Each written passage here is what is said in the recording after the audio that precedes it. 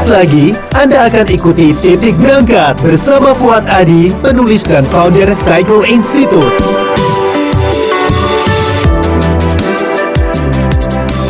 Assalamualaikum warahmatullahi wabarakatuh. Selamat pagi, apa kabar Anda? Kembali lagi di Jumat yang penuh dengar berkah, saya Santi Rosalia hadir dalam Titik Berangkat. Acara ini hadir setiap Jumat jam 11 lepas Up News, informasi aktual seputar Semarang dan sekitarnya, yang bisa Anda simak di titik-titik nol di Up Radio tentu saja untuk menambah informasi Anda. Dan hari ini saya masih akan mengangkat satu tema yang mengajak kita untuk bersama-sama bagaimana menemukan titik berangkat kita yang nanti insya Allah akan ketemu pada titik akhir yang sesuai, begitu ya. Guru kita sudah hadir di Instagram @fuadadi, karena seseorang yang selalu mengiring kita, mendamping kita, Mas Fuad Adi ini adalah founder dari Cycle Institute dan juga penulis. Kita sapa dulu. Assalamualaikum, Kang. Waalaikumsalam warahmatullahi wabarakatuh. Sehat, Kang? Mbak Santi. Alhamdulillah. Alhamdulillah. Sehat walafiat. Ya, syukur alhamdulillah, itu yang menjadi salah satu sarana kita hari ini bisa bertatap muka dan kembali istiqomah untuk berdiskusi. Mudah-mudahan Allah meridhoi dan bermanfaat ya apa yang kita diskusikan, Kang Fuad. Baik, Kang Fuad, 1 jam ke depan ini kita akan bicara tentang seburuk apapun seseorang pasti memiliki kebaikan. Jadi kalau ada pepatah yang bilang bahwa gajah mati tinggalkan gading, macan mati tinggalkan belang, manusia mati tinggalkan kebajikan. Barangkali itu kali ya, Kang ya. Iya, manusia mati meninggalkan nama itu. Nama, betul. Nah ini jadi ingat ya, insya Allah 30 Januari besok itu adalah haulnya Kampri pertama ya. Baik, nggak terasa ya, ternyata cepat juga waktu berlalu. Nah Kang, kadang-kadang orang lebih mudah ya melihat keburukan daripada kebaikan. Bahkan merasa dirinya lebih baik dari orang lain ketika dia membicarakan orang lain atau membuat rapot untuk orang.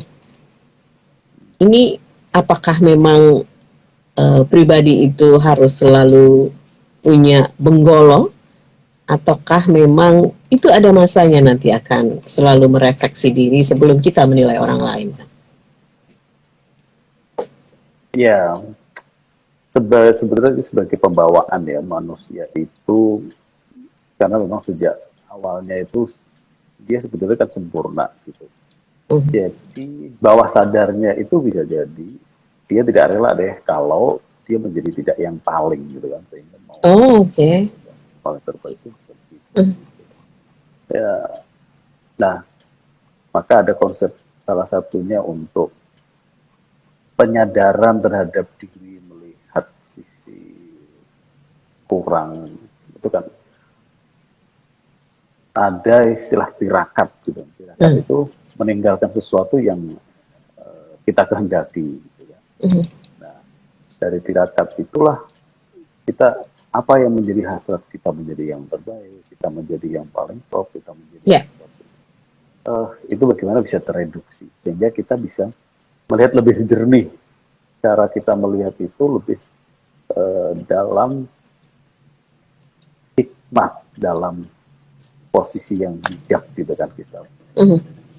Bisa masuk ke dalam dengan melihat secara, kalau paling tinggi itu kan secara spiritualnya kan gitu. Yeah.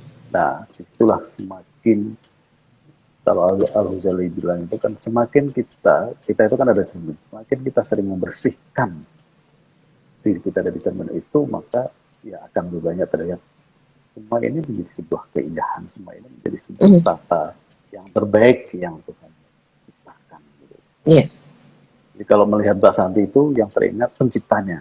Nah, kira-kira gitulah. Iya.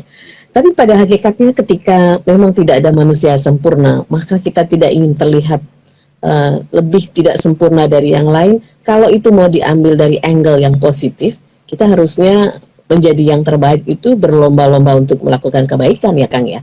Tidak melihat orang lain negatif gitu ya. Baik, Kang Fuad, tapi kita akan dengarkan dulu ilustrasi dari Kang Fuad di titik berangkat. Seburuk apapun seseorang pasti memiliki kebaikan. Upmania, setiap perjalanan dimulai dari titik berangkat dan setiap yang dimulai akan menuju titik akhir. Titik berangkat merupakan ruang refleksi mengasah kesadaran untuk menilik rute perjalanan hidup yang sedang kita tempuh menjadi pengingat akan tujuan akhir kita. Inilah Titik Berangkat bersama Fuad Adi, founder Cycle Institute.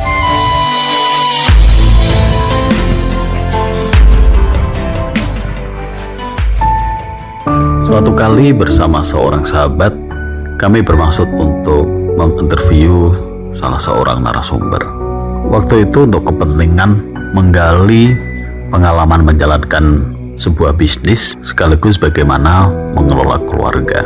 Kami ingin melihat apa proses pembelajaran yang bisa kita ambil, yang itu bisa kita sharekan lebih luas lagi dari pengalaman dari banyak pihak.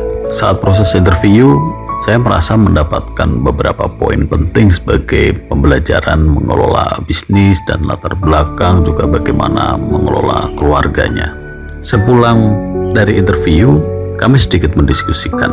Usai diskusi, teman saya ini berkomentar, "Senang ya kita bisa banyak belajar dari narasumber yang satu ini." Lalu teman saya bertanya dengan nada sedikit skeptis, "Bagaimana ya untuk narasumber-narasumber berikutnya, apakah kita akan bisa mendapatkan pelajaran sebanyak narasumber kita ini tadi ya?" Lalu saya sampaikan kepadanya, "Saya kok yakin aja. Bagi saya tidak ada orang yang 100% baik. Entah berapa persennya pun pasti ada sedikit keburukannya. Begitu sebaliknya, seburuk apapun seseorang, pasti dia masih memiliki kebaikan. Meskipun kebaikan itu katakanlah hanya 10%. Jadi kenapa tidak kita fokus pada yang 10% itu, andaikan seseorang itu hanya memiliki kebaikan 10%. Kalau kita fokus pada yang 10% itu, maka kita hanya akan melihat kebaikan orang itu. Dan itu bisa nampak 100%. Jadi tidak perlu khawatir. Menurutku berapapun kita pasti akan menemukan sesuatu dan akan bisa mendapatkan satu pelajaran dari setiap orang yang akan kita jumpai. Fokuslah pada kebaikan itu, maka kita akan melihat kebaikan seseorang." Iya. Jadi kalau ada pepatah lagi nih Kang. Apa? Satu titik noktah yang merusak susu sebelangah gitu kan. Ya itu kan sesuatu yang mungkin tadi ya fokusnya kita mau di titik mana. Kalau kebaikan terus yang kita lihat, maka akan menimbulkan kebaikan-kebaikan berikutnya. Nah ini kan yang agak susah kita mendirect itu Kang. Dan sepertinya lebih enak ya kalau kita gibah dengan hal-hal yang kurang. Karena lebih sensasional gitu. Kalau berita yang sensasional kan pasti sisi jeleknya. Tapi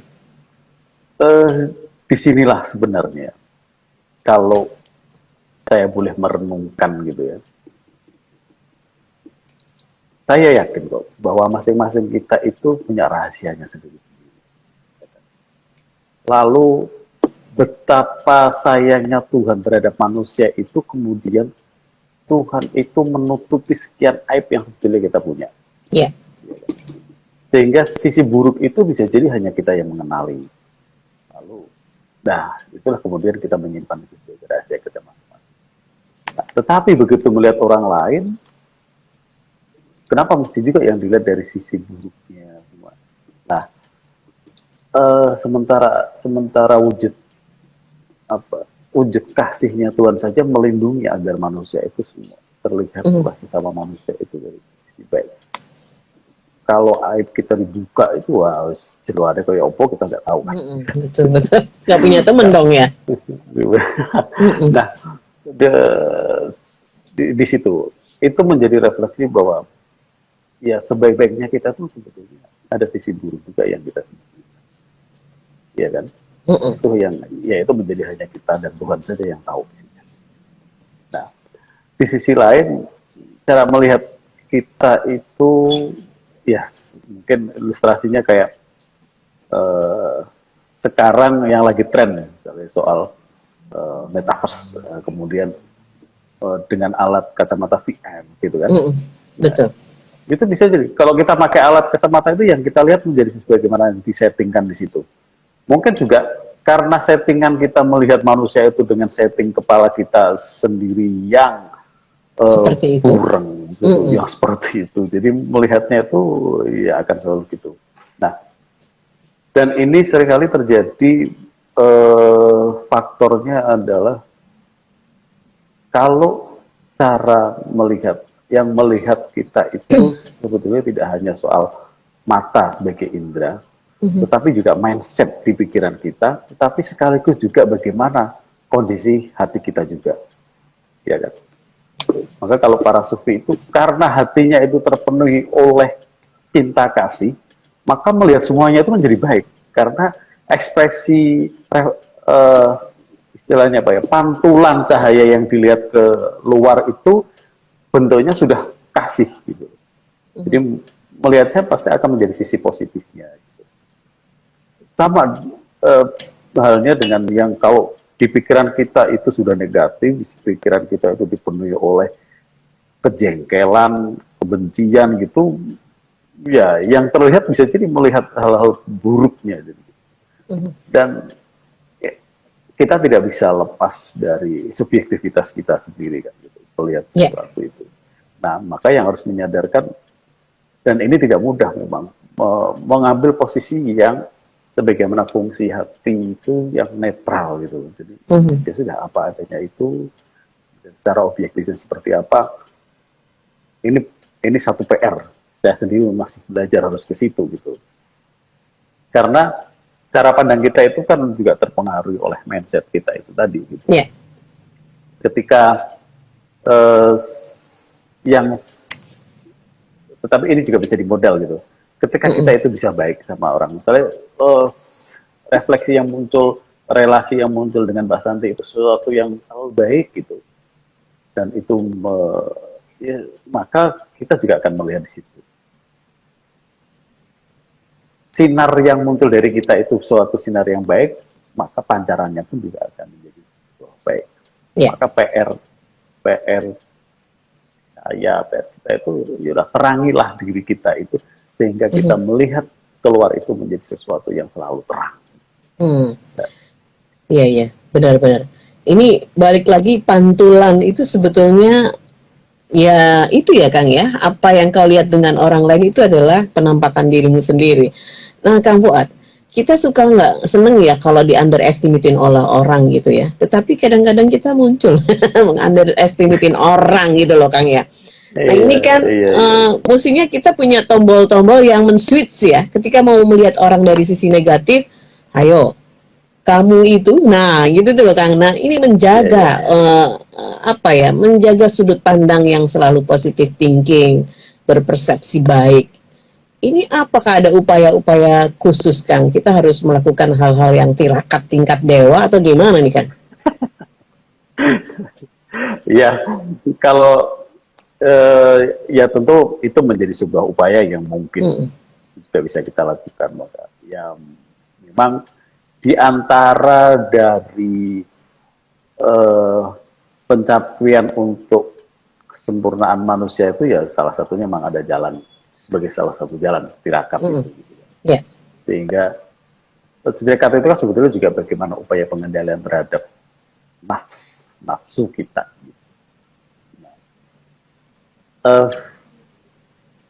Ada satu ajaran yang kalau di ayat itu kan ada, kalau kita diciptakan berbeda-beda, tapi kemudian li ta'arofu, agar kita itu untuk saling mengerti.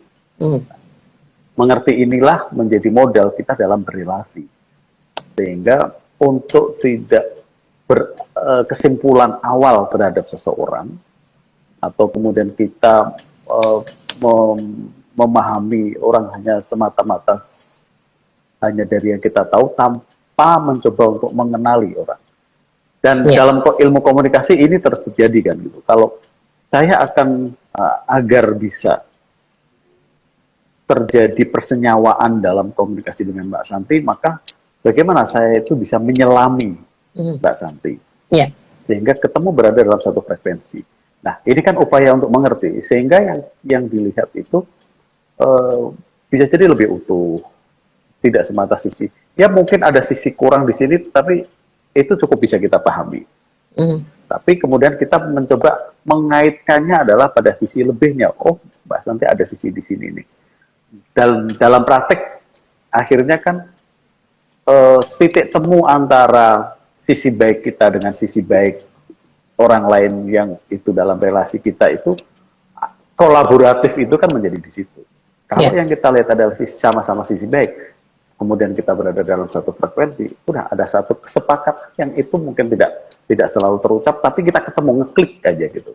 Nah, ini menjadi modal dalam berelasi ketika yang kita lihat adalah sisi baiknya. Iya, iya. Baik, ini sepertinya sudah ada yang merespon di WhatsApp. Kita buka dulu. Ada Pak Ahmad. Selamat siang Pak Fuad dan juga Mbak Santi. Salam sejahtera juga untuk kita semua. Oh, terima kasih Pak Fuad. Saya memulai kata dengan salam sejahtera karena kita merindukan kehidupan yang selalu berbineka dan keberagaman. Indonesia ini sangat luar biasa, eloknya, dengan berbagai macam suku bangsa, kemudian juga tradisi dan juga budaya. Nah, jika saja kita memahami dan kita semua tahu bahwa banyak aib yang kita punya ditutupi oleh Tuhan, maka sebaiknya ya tidak ada friksi-friksi dengan dengan manusia lain, manusia lain ya. Oke. Dan ini sangat dirindukan Pak Fuad. Mudah-mudahan insight saya ini tidak keliru. Mohon bisa diluruskan kalau memang ada kalimat saya yang keliru Pak Fuad. Dari Pak Ahmad nih kan. Ya, terima kasih Pak Ahmad. Saya sama lah sebetulnya, kita itu seluruhnya juga, karena fitrah manusia itu kan sebetulnya damai gitu ya. Ya.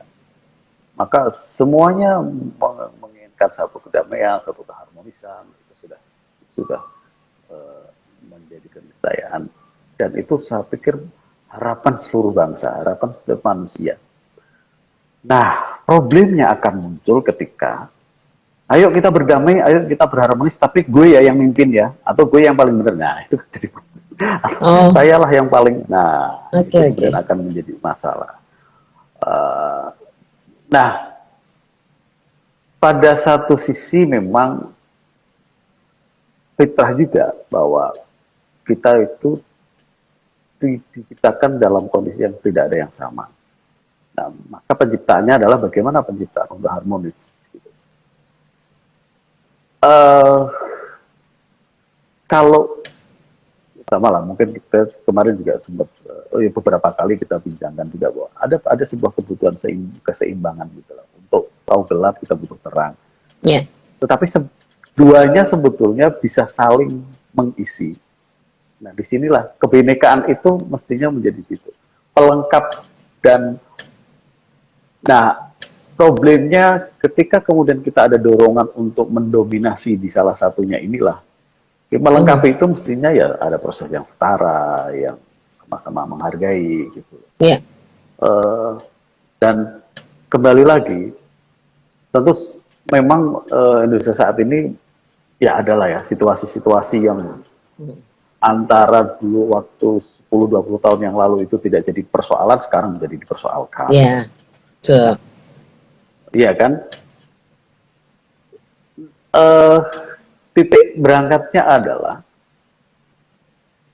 ketika kita sadar bahwa seluruh kelebihan yang kita punya itu juga ada sisi kurang, maka sisi kurang inilah yang kita buka untuk orang lain ikut membenahi dari diri kita. Tapi begitu kemudian yang ada, kita menjadi merasa yang paling benar sehingga orang itu harus dibenarkan semua menurut versi kita. Di itu akan menjadi problem. Jadi kita terima saja perbedaan itu menjadi sebuah fitrah, tapi maka di situ pasti akan ada hikmah di balik dari sebuah perbedaan kan, gitu. Kalau sama-sama jadi penyiar, jadinya suaranya tabrakan. Siapa yang jadi pendengar ya kalau semuanya penyiar gitu kan? Kira-kira gitulah. Oke Pak Ahmad, terima kasih. Posisi masing-masing aja kan. Gitu. Benar-benar. Saya jadi ingat Kang. Jadi ini true story juga ya. Bukan beberapa deh. Minggu yang lalu saya bukan dipaksa ya. Artinya terus dipepet untuk ditawarin bisnisnya sebuah insurans gitu ya. Dari dulu sih memang, tapi belum klik, dan setelah sekali ketemu itu selalu dalam event undangan, sehingga kita tidak bisa bicara panjang soal itu ya. Akhirnya minta waktu untuk ketemu, dilalah ya, sayanya juga sok sibuk toh kan, minta hari ini nggak bisa, hari ini terus gitu, nggak bilang bisa terus. Akhirnya dia bilang, "Bu, lihat jalan lain toh Bu." Hah? Saya bilang gitu, maksudnya gimana nih? Maksudnya kok jalannya itu wah nggak berubah gitu ya. Saya sih mau membalikkan, Anda juga dari dulu jalannya itu aja nggak berubah. Cuma saya bilang, ya itu ya, kadang-kadang kita nggak sadar ya Mas, memaksa orang lain ya kan untuk mengikuti apa yang kita inginkan, jadi keluarnya begitu. Akhirnya saya sadar juga, loh Anda sendiri juga tidak berubah-ubah jalan. Dalam hati sih, saya cuma bilang, terima kasih Allah memberikan jalan yang berwarna buat saya. Saya bilang, oh ya syukur, tertarik nggak dengan bisnis insurans? Sementara belum, saya bilang gitu. Makanya saya ditegur sama suami saya, kalau menolak yang tegas dengan orang itu, jadi jangan basa-basi. Oh ya, it's okay. Pak Ahmad jadi mengingatkan saya pada true story ini. Nah, Kang Fuad, ini ada Mbak Widuri ini mau curhat, tapi kita coba dengarkan dulu ya curhatannya. Pak Fuad dan juga Mbak Santi, begini Pak Fuad dan Mbak Santi, seburuk apapun seseorang pasti memiliki kebaikan. Nah, saya punya sahabat, kemudian pernah crash dengan saya, dan sampai sekarang tidak lagi seperti dulu. Saya selalu mengingat kebaikan-kebaikan dia, tetapi dia tidak pernah sekalipun membukakan hati lagi untuk bersahabat lagi dengan saya. Dan selalu saja kesalahan-kesalahan itu yang diungkit. Agak nyesek sih kalau lagi-lagi salah saya yang diusik. Bagaimana ya Mas untuk kembali saya bisa bersahabat dengan sahabat saya itu, dan komunikasi seperti apa yang harus kembali saya bangun dengan dia? Widuri. Silakan Kang. Ya. Kalau saya sih begini ya. Hidup ini kan bertumbuh dan berkembang. Ya kan? Lalu kita juga sebetulnya disediakan sekian banyak opsi dalam kehidupan. Dan makanya, kalau memang ada titik temu dengan siapa di ruang apa, ya sudah di situ. Ketika itu tidak bisa ketemu, ya menurut saya, ya tidak harus juga kita paksakan. Karena hampir sesuatu yang dipaksakan itu menjadi sesuatu yang tidak indah. Gitu. Tidak bang, iya. Nah, ya, gitu. Dalam perjalanan hidup saya pun begitu. Mungkin waktu SD saya punya sahabat-sahabat SD. Sekarang mungkin udah lupa siapa saja gitu. Lupa dalam arti karena kemudian intensitas komunikasi juga berjarak, ketemu juga tidak. Tetapi yang perlu dijaga adalah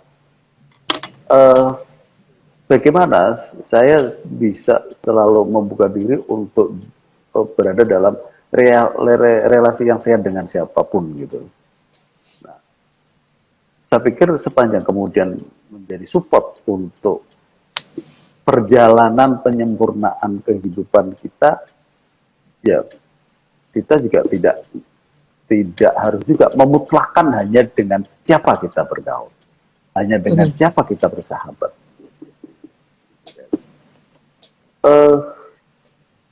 Karena ya, meskipun mungkin tipologi orang memang beda-beda ya.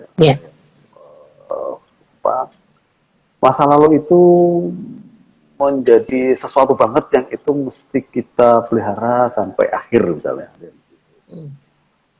Ada juga yang Ya sudah, yang penting aku jalan aja. Yang ada itu hari ini, dan soal masa depan kita juga belum tahu. Masa yang lalu adalah masa yang telah lewat gitu. Tapi bagaimana tiap saat itu kita bisa memaknainya, mungkin kan ada juga orang yang bisa seperti itu. Nah, maka sebenarnya kembali lagi ke diri kita. Mana yang lebih prioritas untuk bisa kita pilih di dalam kehidupan ini? Apakah bertumbuhnya kita untuk menaiki tangga-tangga kebaikan, tangga-tangga penyempurnaan sebagai manusia, atau dalam romantisme kehidupan yang tidak bisa kita lepas gitu. Aku kalau bersahabat dengan dia itu rasanya apa? Ya memang beda dengan konteks soal memutus silaturahmi, itu lain ya kan. Tetap ya, ya mungkin kadarnya bisa jadi berubah, kadarnya bisa jadi bergeser. Tetapi spektrum kebaikan itulah yang mungkin perlu kita jaga di dalam bersilaturahmi gitu. Bahwa mungkin hari ini dengan sahabat lama kita itu, kita hanya bertemu pada ruang yang hanya 5% dari kehidupan kita, ya sudah, terima saja di situ. Nah, menurut saya sih, peran-peran dihadirkannya orang-orang di sekeliling kita itu sudah cukup melengkapi bagaimana kita bertumbuh. Hari ini mungkin dengan kita bertumbuh dengan 10 sahabat, mungkin besok hanya tinggal 5 sahabat. Ya, sepanjang perjalanan itu bisa kita lakukan dengan baik. Tapi tidak persoalan harus bergantung dengan hanya salah satunya gitu. Kehidupan itu bertumbuh dengan opsi-opsi yang diberikan oleh Tuhan. Jadi jangan terlalu menyiksa diri juga ya Mbak Widuri ya.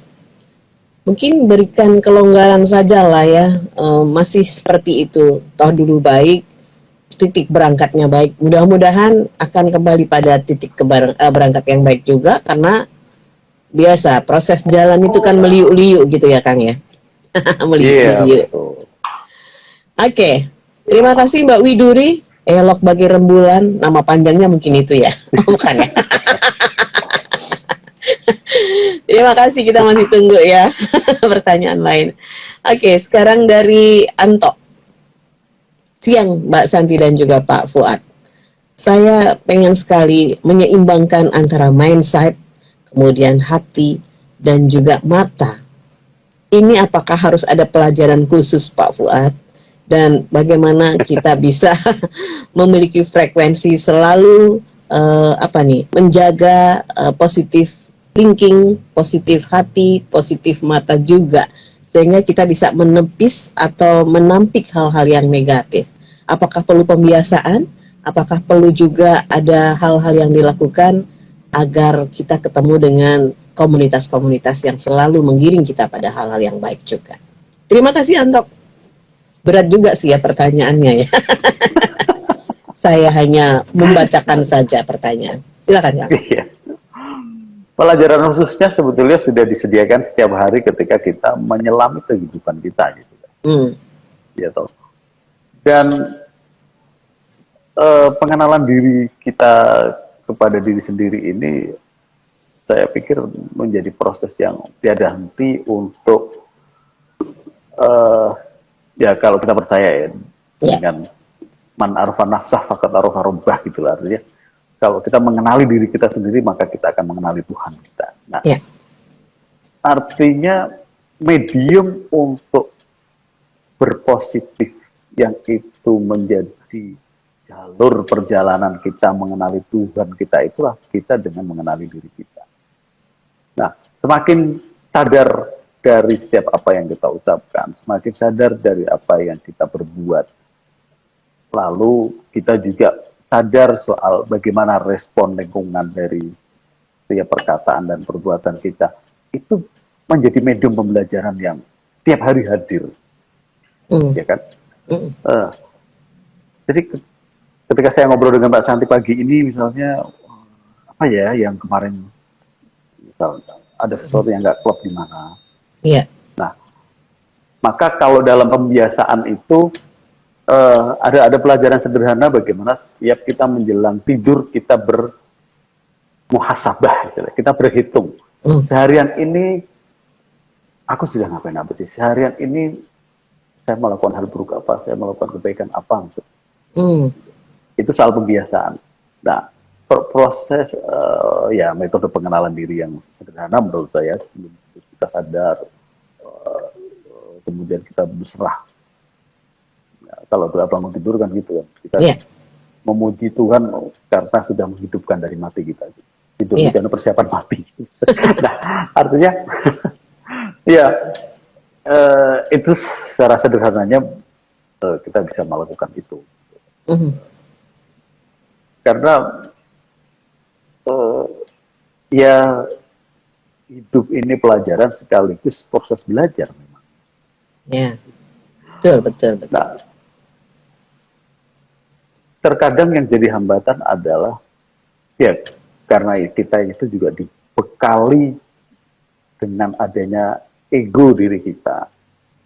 Nah, ini satu sisi bisa menjadi sebuah kekuatan, di sisi lain kadang menjadi penghambat karena begitu yang kita bicarakan adalah soal ego, kita nggak mau dong kita melihat diri kita itu memiliki sebuah kekurangan seperti di awal saya katakan, dorongan kita itu selalu ingin melihatnya itu sebagai diri yang paling top.